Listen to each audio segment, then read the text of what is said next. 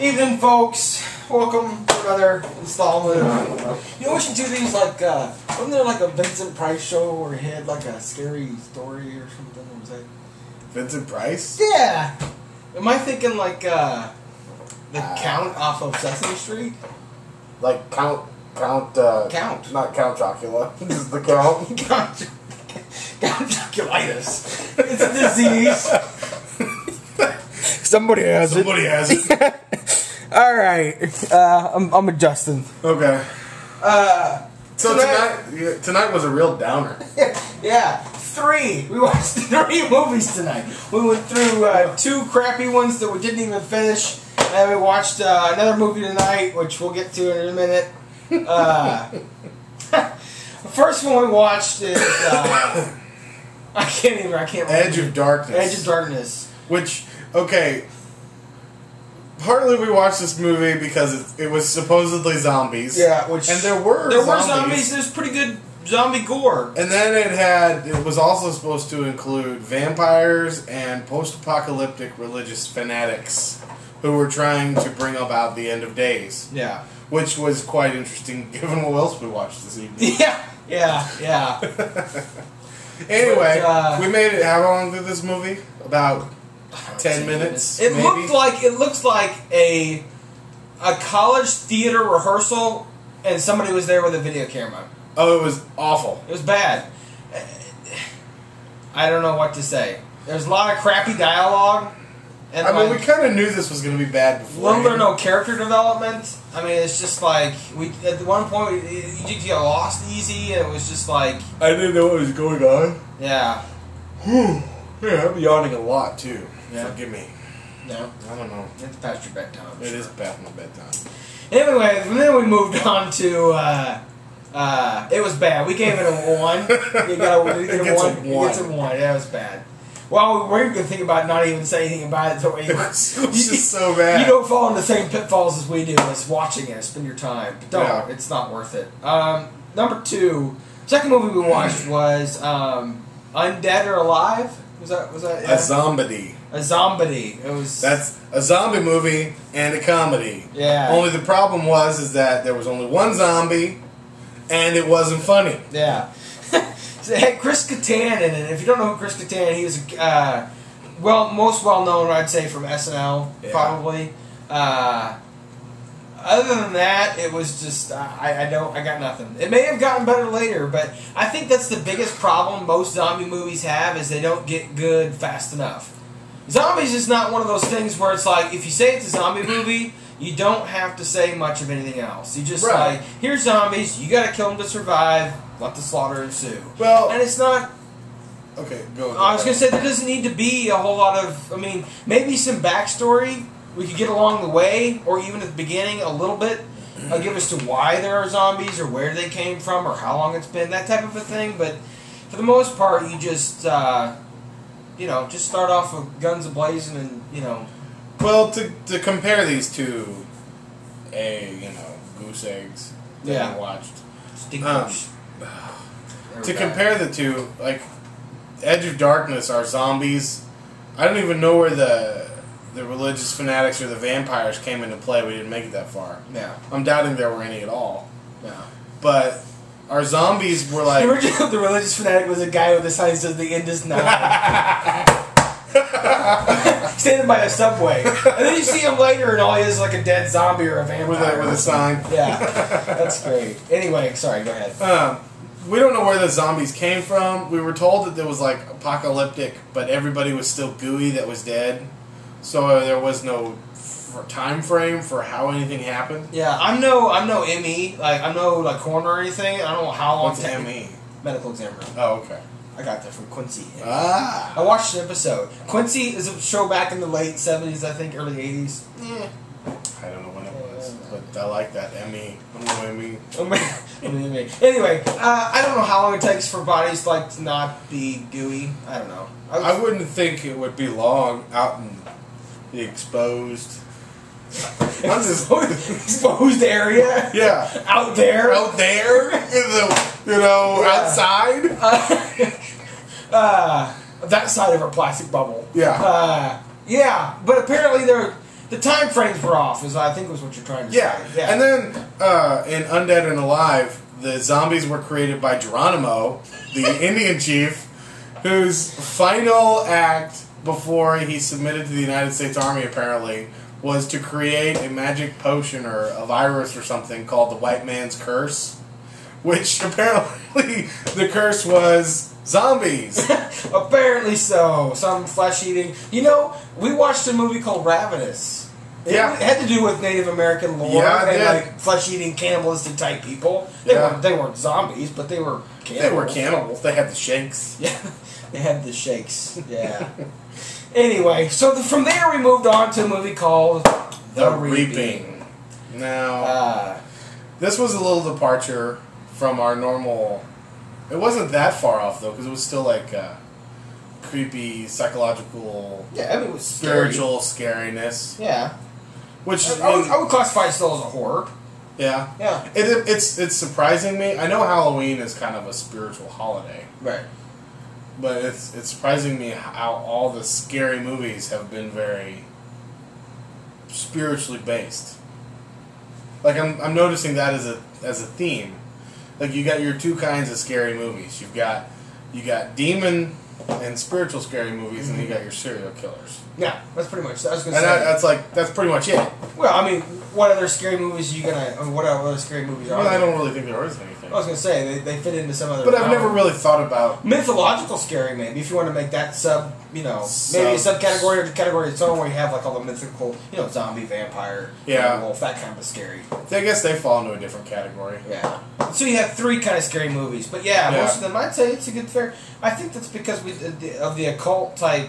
The strange things, anything that comes across as strange that's not the norm. I think we fear as a whole as a society, and so therefore it becomes scary, and we profit off of it by making crappy movies like this.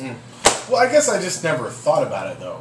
Yeah, I never really put all the pieces together to think, hey, all of these are about like the devil. In one way or form or another, yeah. Yeah, but I never really put it together. I just thought, oh, scary movies. It's scary. I never thought about what was scary about scary movies. Yeah. So anyway, Reaping, Dr. Lady, ex-ordained minister, loses entire family to something in Africa. They slaughtered her family. Well, the story was that when they showed up, it stopped raining, and a year into the drought, they decided that the natives got restless.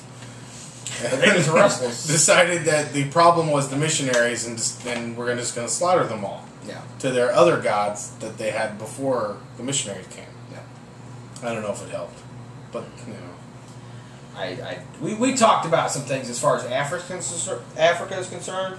That some of the tribes, to my understanding, I guess that I was thinking that when the drought came, the tribe would just move to wherever the rain is, and since they don't do that anymore, for whatever reason, it makes it difficult to get water when it doesn't rain. So when you're nomadic and it doesn't rain, you just leave. Yeah, and when you're not nomadic and it doesn't rain, you die because there's no rain. There's nothing to do. Anyway, she's a doctor. She's now an unbeliever, so on and so forth. She disproves miracles, so on and so forth. There is, down in the south, in Louisiana somewhere, a bayou or whatever, there's a town called Haven. One of their rivers turns to blood.